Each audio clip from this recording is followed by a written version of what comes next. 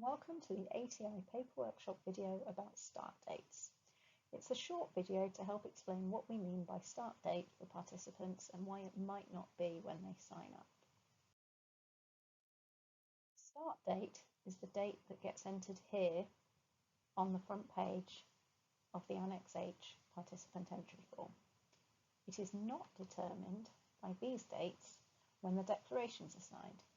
It could be the same date, but the signing of the entry form is not automatically the start date.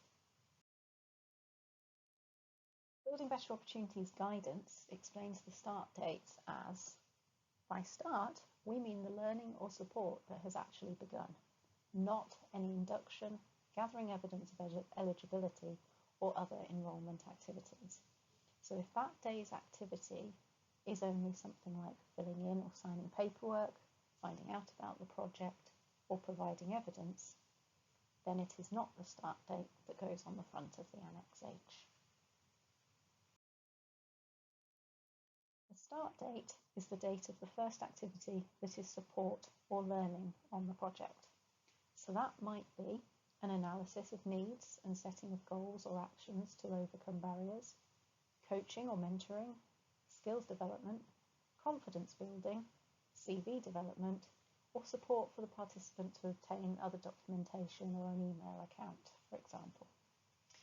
If it's an activity like that, which provides support or learning for the participant, then that will be the start date. It's important to include evidence of the start date. Auditors will look for this in participant files. We've just looked at how assessing need and setting goals would be a support activity, and so a detailed needs analysis, as provided in the Participant Progress Handbook, could evidence this. The date of the needs analysis and goals set on that date will be the start date. But perhaps the needs analysis can't be done in that first activity. It is understandable if it takes a few sessions. The start date might then be the date of the first activity recorded, which will describe the first support or learning that took place. This is not evidence itself, so you will need to include supporting evidence alongside the form. That could be a screenshot of a website or online resource that you discussed, a copy of their CV which was worked on, or maybe an attendance list if it was a group learning or support activity. The evidence you have will depend on what was done. The activity record must describe the learning or support activity.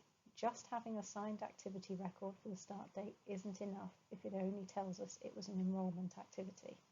So if it only says completed entry forms and copied evidence, then it won't be the start date. But it could be the date of the declarations that the Annex H was signed.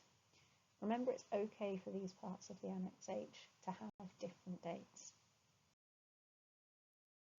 If the first activity record describes something more like this, such as started the needs analysis and discussed support for building confidence, looked at some activities to support this, then that will be the start date. It explains that the needs analysis isn't completed yet, but that support was still provided.